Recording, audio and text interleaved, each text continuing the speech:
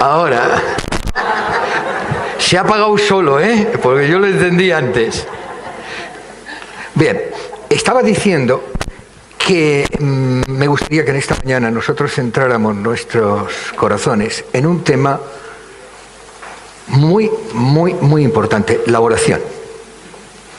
Alguno puede decir, otra vez vamos a hablar de la oración. Bien, yo creo que no es suficiente, aunque habláramos todos los domingos de la oración. Uno de los pilares que sujeta nuestra fe es la oración. La oración es el cauce que Dios ha provisto en su infinita misericordia para que cada uno de nosotros podamos conectar con Él. Y para hablar de la oración, para mí, fíjate, le he llamado a este mensaje algo que yo considero que define la oración.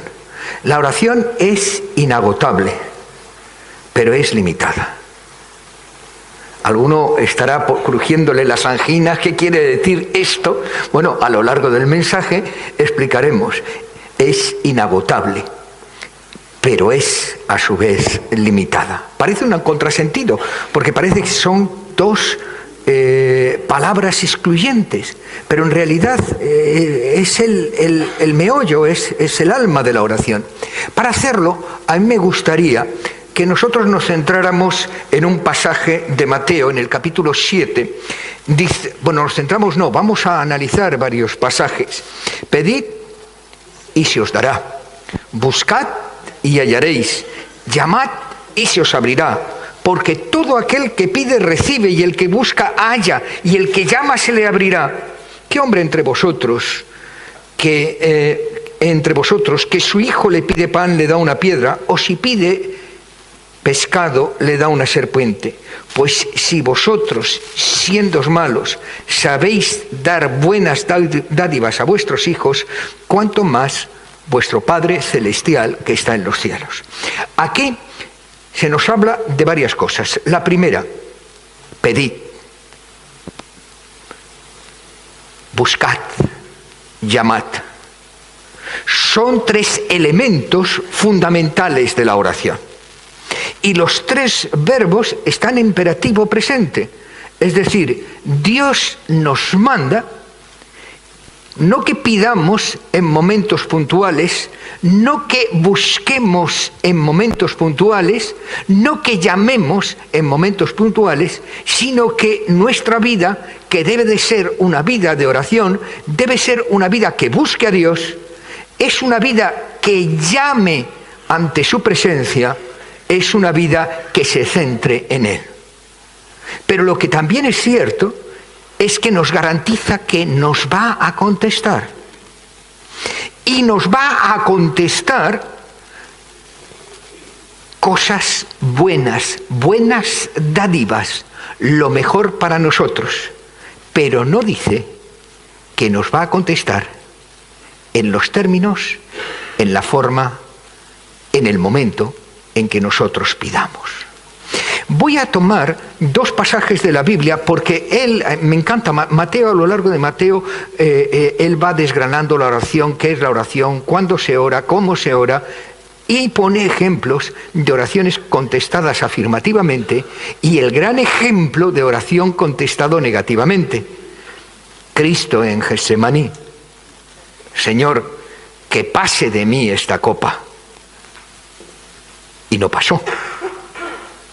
Pero no voy a utilizar Jesús porque, bueno, por un poco de cosa mía, es que compararme con Jesús, pues va a ser que no. O sea, me encuentro a años luz de él. Así que voy a utilizar al apóstol Pablo, que no es que yo le vea a mi nivel, ni muchísimo menos, pero en carácter y en forma me siento más identificado con él.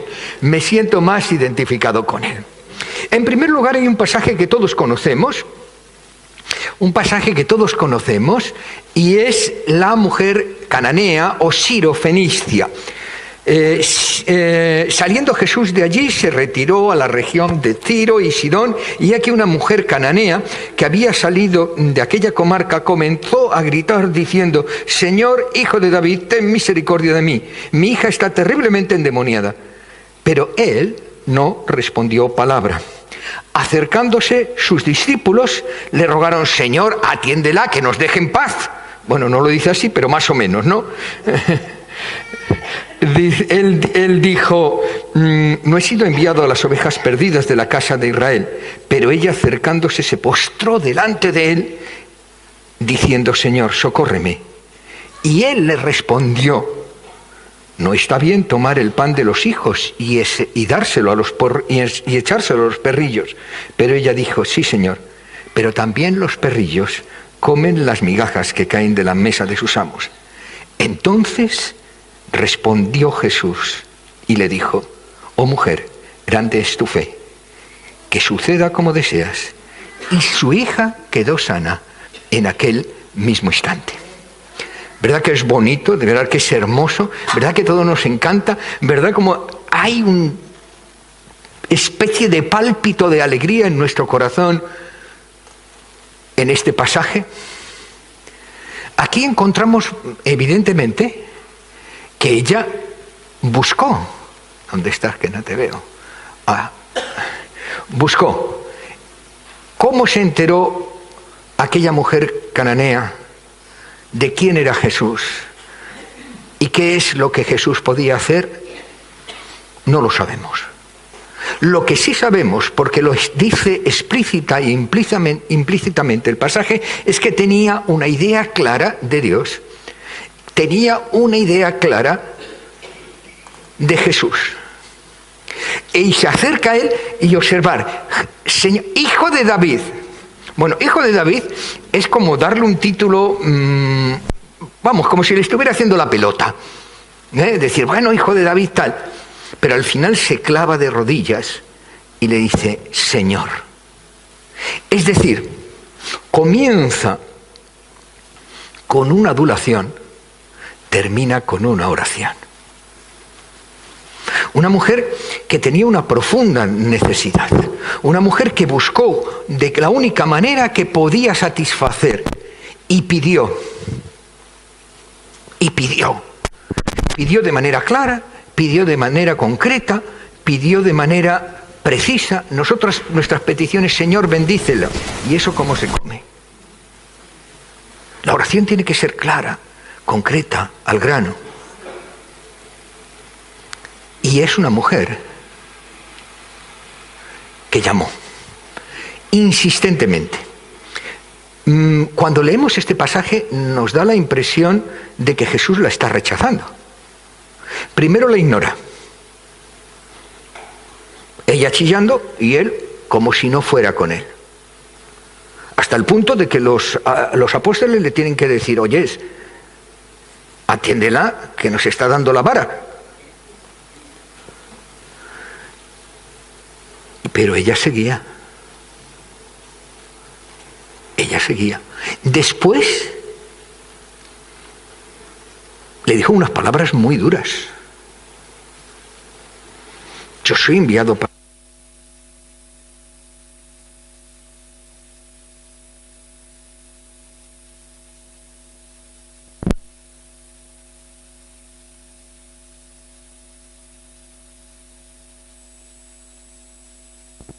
La pila está dando sus últimos coletazos. Me sois testigos.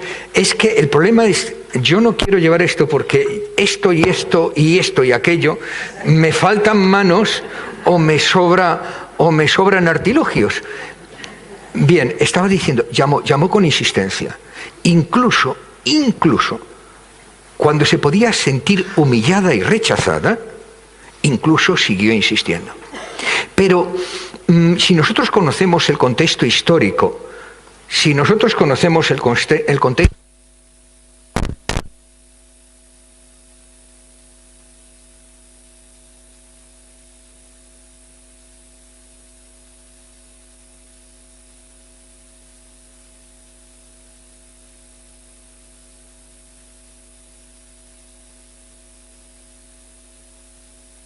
con ellos. Es más, los judíos llamaban a los cananeos perros herejes, idólatras. Cuando le está diciendo no es bueno coger el pan de los hijos y dárselo a los perrillos, está utilizando una terminología que el judío utilizaba constantemente para dirigirse. Ahora, nos falta un hecho importante para poder determinar qué era lo que estaba diciendo Jesús, y es la comunicación no verbal. ¿Me entendéis lo que quiere decir? Con la comunicación no verbal podemos decir lo contrario de lo que dice la comunicación verbal. En muchos países, bueno, no voy a decir en Andalucía porque dicen cosas muy fuertes, ¿no? Cuando le dicen uno y tal y cual, no. Pero uno dice, pero qué desgraciada eres. Hay que ver. No interpreta nadie eso como un insulto. La comunicación no verbal puede anular la dureza y la crueldad de la comunicación verbal. Y yo no me veo a Jesús seco como un ajo diciendo, no voy a coger y voy... No. Yo le veo de una manera coloquial, destilando amabilidad y amor, que era lo que nos presenta la Biblia, utilizando un lenguaje metafórico en el contexto de lo que era normalmente la relación entre judíos y cananeos. Una relación difícil, una relación complicada, una relación distante. Pero lo importante es que esa mujer buscó, pidió, llamó y se le contestó. Y eso es hermoso y nos sentimos fieles. ¿Cómo nos sentimos nosotros cuando las oraciones del Señor son contestadas afirmativamente? ¿Verdad que se nos llena el corazón de alegría y se nos llena el corazón de alabanza y empezamos a decir, gloria a Dios, bendito seas, alabado y glorificado seas? Es hermoso saber que tenemos un Dios que responde y que en ocasiones incluso responde afirmativamente. El problema es cuando la respuesta es no. Yo creo que no existe ni un solo cristiano en el mundo mundial que tenga una vida de oración, ya no digo fluida, intensa o profunda, si ni siquiera medianamente fluida, que no haya tenido en su vida oraciones en las que el Señor le haya dicho no.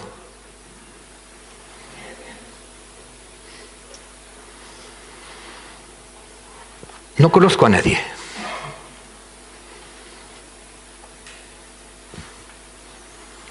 Y en mi propia experiencia, y en mi propia vida, y en mi propia manera de ser, en ocasiones en las que el Señor me ha dicho no, me he venido abajo.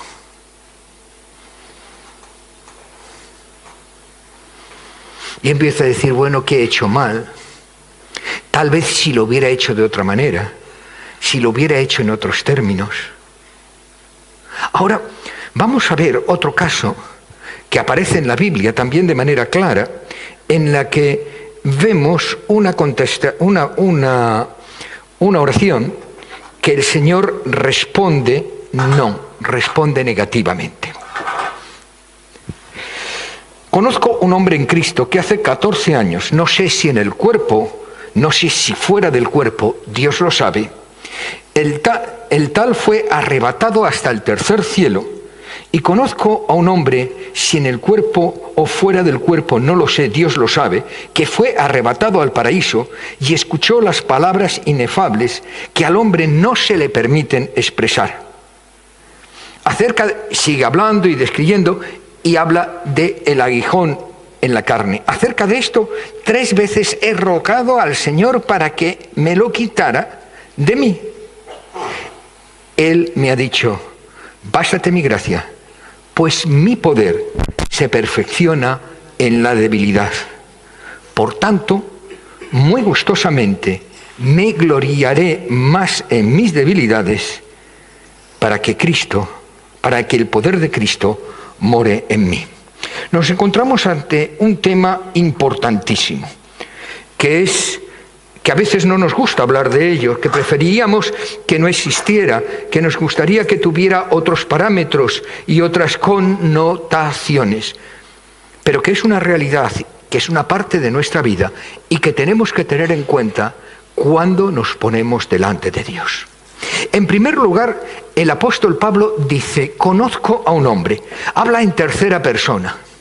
¿Por qué habla en tercera persona? Luego lo veremos.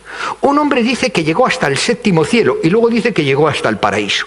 El séptimo cielo, en el contexto judío, era el lugar más alto donde estaba plenamente la presencia de Dios. Y el paraíso es una palabra que proviene de las lenguas cananeas, y que venía a describir el lugar que tenía el rey en su palacio. Era un jardín en el cual solo tenían acceso personas muy, muy selectas, y allí esas personas que tenían acceso caminaban y hablaban con el rey de tú a tú, sin ceremonia, sin protocolo, sin historias. Las dos imágenes, tanto la imagen que es cananea como la imagen que es judía, nos presenta a un hombre que ha estado en la presencia misma de Dios y ha podido hablar a Dios como Moisés cara a cara. Él dice, conozco un hombre, habla en tercera persona y luego ya lo personaliza en primera persona. Y yo creo que lo hace porque lo que quiere destacar no es lo maravilloso, grande y soberbio que es el apóstol Pablo, que ha surcado al más alto nivel de la profundidad espiritual, sino un hombre que aun estando en la presencia de Dios, aun alcanzando el nivel máximo de relación con Dios, le pide a Dios insistentemente tres veces, que en el ambiente judío es lo máximo, y Dios le dice que no. Esto nos lleva ante el choque brutal en nuestras mentes de la cananea, una pagana, una mujer idólatra que se pone delante de Jesús y le dice sí, y el hombre de altísima profundidad espiritual, que vive, que respira, que da hasta su último aliento literalmente por Cristo, y Dios le dice que no. ¿No os parece injusto? Seamos honestos. Son cosas que yo no entiendo y el Señor me tendrá que explicar cuando esté en su presencia. Lo acepto porque es su palabra y sé que es un Dios justo, sé que es un Dios de amor, sé que es un Dios de misericordia, sé que es un Dios que todo lo que hace es para bien, para honrar, para edificar. Pero no lo entiendo.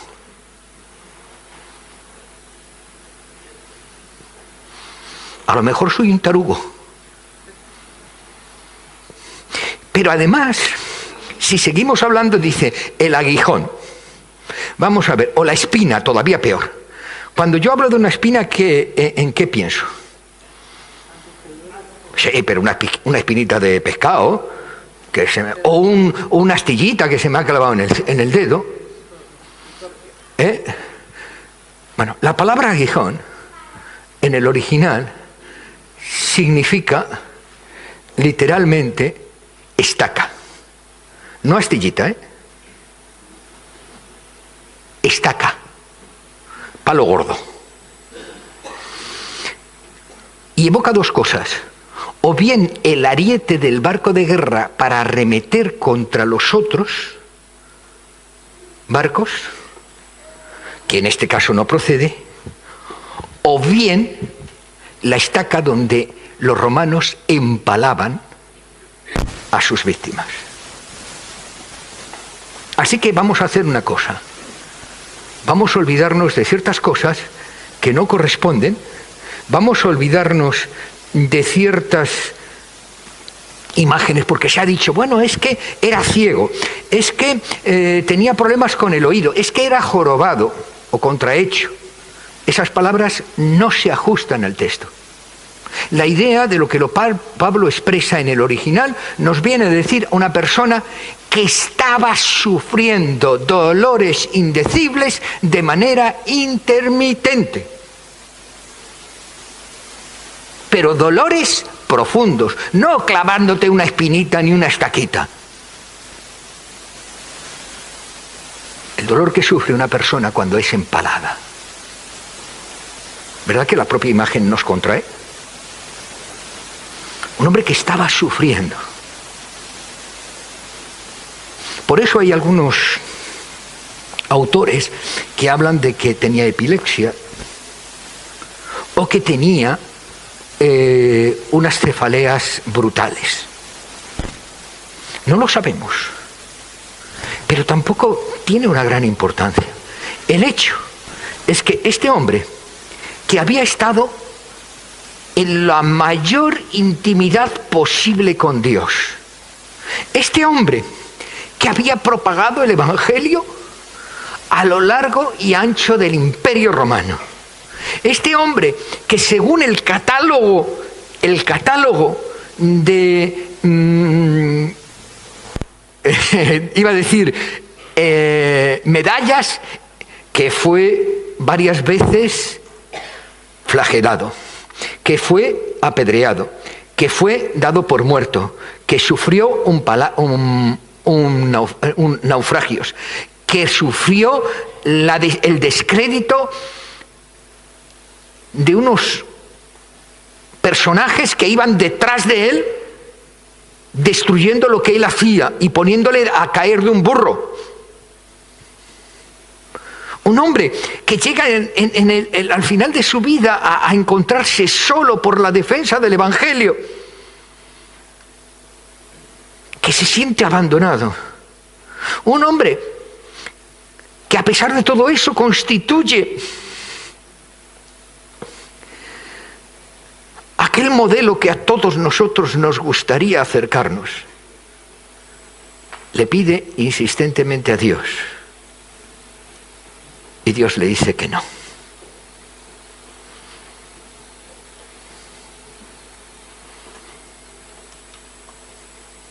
Mirar, yo he visto gente que ha dejado su fe ante una contestación negativa de Dios. ¿No conocéis vosotros a ninguno? Yo conozco a gente que ante una negativa de Dios se ha rebotado.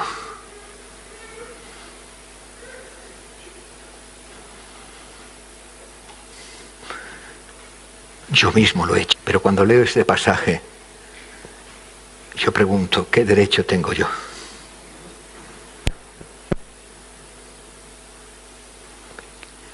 Porque a veces, cuando nos ocurren las cosas, le preguntamos a Dios ¿por qué? ¿Por qué a mí? ¿Por qué esto? ¿Por qué de esta manera? Y se nos olvida preguntar ¿para qué? Y debemos tener en cuenta algo que nos cuesta mucho trabajo aceptar. Si yo me he entregado a Cristo, si yo he dicho que Él es mi Señor, y si yo le pido a Él que todo lo que yo haga, todo por donde yo camine, todo lo que yo piense, sea siempre para glorificarle.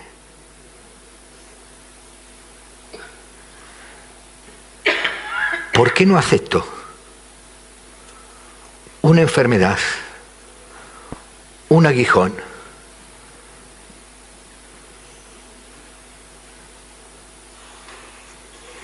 sin pensar que también eso puede servir para glorificar y honrar el nombre de Dios?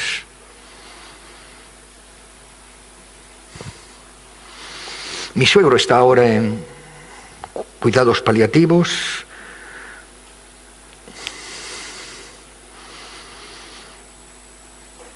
Esperamos que en un momento más pronto que tarde el Señor le llame a su presencia. Mi mujer está destrozada,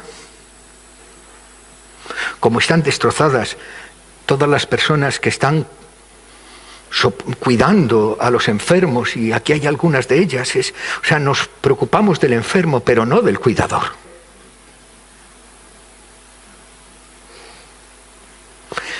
A mí me gustaría que todo fuera rápido, bonito, hermoso. ¿A vosotros no? Ahora nos falta una cosa, es decirle a Dios, hágase tu voluntad. Y me falta en ocasiones la fe, y me falta en ocasiones la fuerza para pensar que en el dolor, en la angustia y en la adversidad también Dios puede ser glorificado. Porque no le dice Jesús solo y exclusivamente no, sino le dice, bástate mi gracia. Y esta es otra de las palabras que no terminamos de entender. Se han escrito libros y libros y libros de la gracia, igual que la oración. Pero nosotros somos realmente conscientes de lo que significa, de lo que requiere, de lo que es la gracia de Dios. La gracia de Dios es un favor inmerecido. ¿De acuerdo? Por ejemplo, la palabra caris, que se utiliza para los dones del Espíritu. Es algo que Dios da a sus hijos, no por lo que porque lo merezcan, sino que lo da para su gloria y su honra. Y encontramos versículos: indigno soy de toda misericordia y de toda fidelidad que has mostrado a tu siervo, pues con solo mi cayado crucé el Jordán y ahora he llegado a tener 2 campamentos. Ya en los tiempos de Jacob, de Abraham, de Isaac, ya Dios manifiesta su gracia, su don inmerecido para sus hijos. Y esa gracia, en su mayor exponente, es la que nos permite a nosotros recibir la salvación que nunca merecimos, que nunca podríamos haber alcanzado, y que solo y exclusivamente por su gracia recibimos. Y además la recibimos en ese caso como un don irrevocable. La gracia de Dios, la benignidad y el amor de Dios, cuando estamos hablando de salvación, es irrevocable. Por nosotros decimos una vez salvo, siempre salvo. Pero también la gracia es un elemento o una muestra de la presencia de Dios activa en nuestras vidas. Y nos dice, y Esteban estaba lleno ¿de qué? De la gracia de Dios. Y esa gracia de Dios, ¿qué producía en él? Su poder. Y hacía grandes prodigios y señales en el pueblo. Cuando Dios está hablando a Pablo, no te voy a contestar como tú quieres, pero yo te sigo dando mi gracia. Está diciéndole estos 2 tipos de elemento. Tú estarás conmigo en el paraíso. Y mientras que estés aquí, en medio del dolor, en medio del sufrimiento, en medio de la muerte, yo te sostendré. Yo he tenido la bendición de estar con personas en los últimos momentos de su vida. Y digo la bendición, Es un momento duro, no soy masoquista, no es que me guste, pero siempre he observado que los que mueren en el Señor mueren de manera diferente. Lo he contado varias veces, pero permitidme que lo cuente otra vez. El caso más excepcional, el caso que me mostró más allá de toda vida, cómo la gracia se manifiesta en la debilidad del ser humano, era Tony. Tony era un toxicómano, hipocondríaco, pero hipocondríaco de libro. Se salió del centro de rehabilitación porque estaba demasiado lejos del hospital. Y no es una broma, Estaba ingresado en el hospital y me dijo el médico que ya había rebasado el nivel de defensas por debajo que se considera irreversible. Es decir, estaba terminal. Hasta tal punto que levantaron el aislamiento en la que estaba para decir, bueno, que pueden estar los suyos. Me llama su madre y me dice, Antonio, mi hijo quiere hablar contigo. Pues voy, lógicamente, yo iba a visitarle. Y cuando llega, Tony me dice, Antonio, me muero. Que un hipocondríaco, que tiene pánico, no a la muerte solamente, sino a la enfermedad, te diga, Antonio, me muero, yo me descabalgué y me salió una idiotez. Y le dije, bueno, todos nos morimos.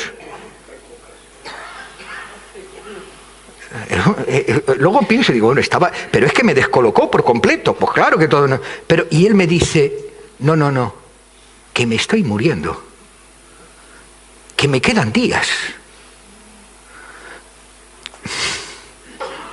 No sabéis cómo me vine abajo.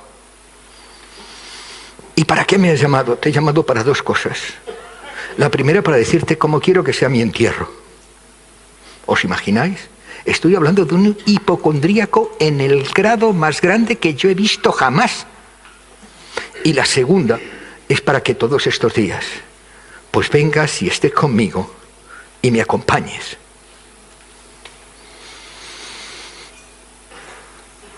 Yo dijo, de acuerdo, díselo a tus padres, porque yo estoy seguro que si yo se lo decía a sus padres no me iban a creer, porque lo conocían mejor que yo. Y yo le dije, Tony quiere hablar con vosotros. Entraron y dijeron, no lo podemos creer. Durante esos días, estamos hablando un lunes, falleció el domingo siguiente. Yo fui y vi cómo se iba apagando. Pero el miedo había desaparecido. El miedo había desaparecido. Y donde había angustia, desconcierto, desasosiego, temor, en su lugar había un hombre que buscaba estar lo más íntimamente relacionado con Dios. En lo que sabía eran los últimos momentos de su vida. Eso solo se puede conseguir cuando la gracia de Dios de manera activa actúa en un individuo. Y esa muerte glorificó a Dios, porque sus padres y su familia pudieron percibir el cambio profundo que Dios había hecho en esa criatura.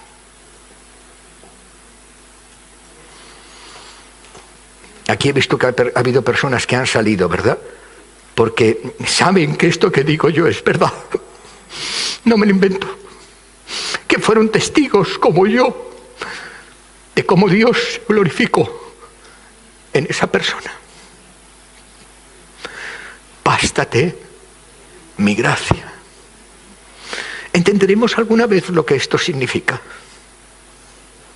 ¿Entenderemos alguna vez qué es lo único que yo necesito? Que no necesito dinero ni salud.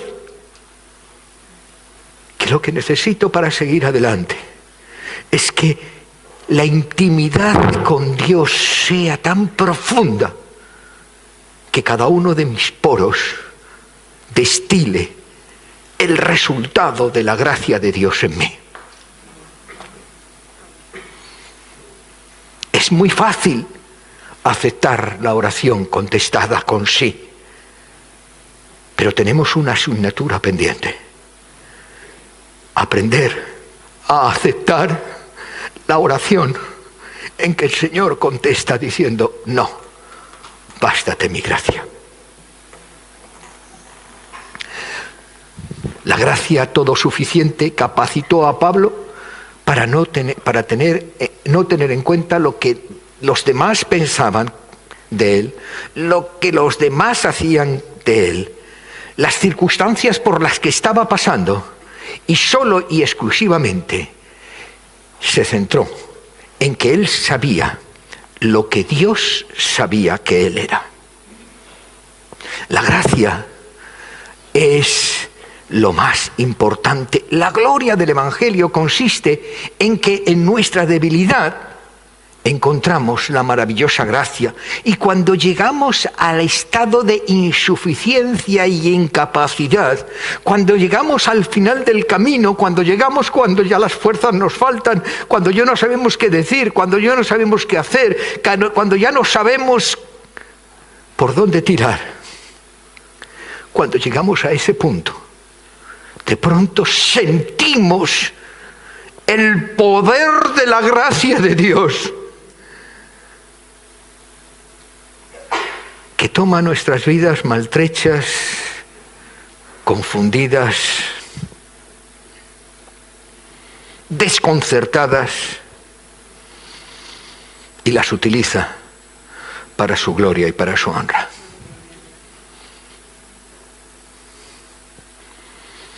Bástate mi gracia.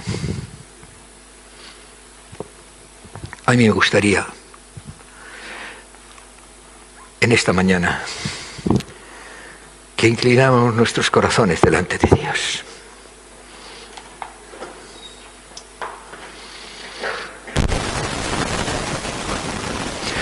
No busquemos lo que Dios nos da o nos deja de dar. Busquemos lo que Dios es. No busquemos a Dios por lo que de Él podamos recibir. Busquémosle a Él. A Él.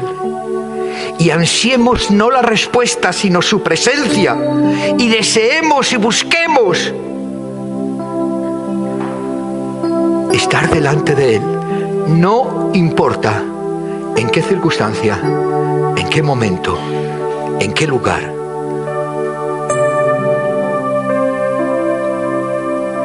Ansiemos su gracia, porque ella es la única que nos sostiene en la debilidad.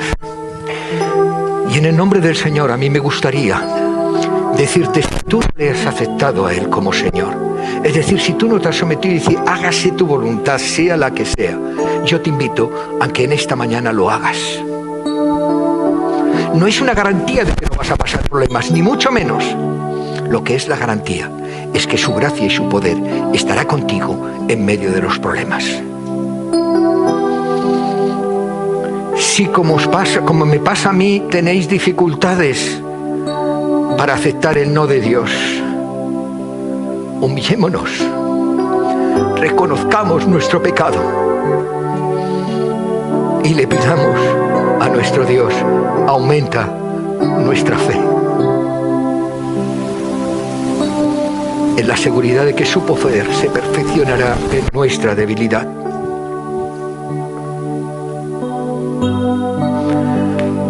En el mundo tendremos aflicción, aflicción que en algunos momentos parte nuestra alma, aflicción en algunos momentos que nos descoloca, que nos hace dudar, pero también nos dice, confiad, Él ya ha vencido.